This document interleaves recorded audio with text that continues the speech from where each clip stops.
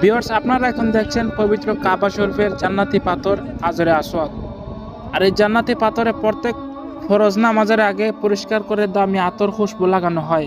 কাবা শরীফ তওয়াফ করার সময় এই জান্নাতি পাথর স্পর্শ করা বা চুম্বন করা সুন্নাহ।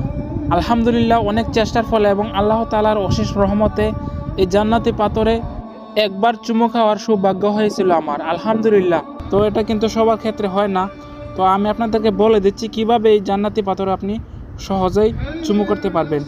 প্রত্যেক ওয়াক্ত ফরজ নামাজের সময় কিন্তু নামাজের টাইম হয়ে যাবে যখন এই মাতাফের ভিতরে যে যেখানে যে অবস্থায় আছে ওইখানে কিন্তু নামাজের জন্য দাঁড়িয়ে যেতে হবে। আপনারা চেষ্টা করবেন যাতে ওই জান্নাতি পাথরের আশেপাশে থাকার জন্য, একদম পাশে থাকলে যখন ফরজ নামাজ শেষ হয়ে যাবে তখনই কিন্তু আপনি সাথে সাথে এই জান্নাতি পাথরে চুমু করার সুযোগ পেয়ে যাবেন।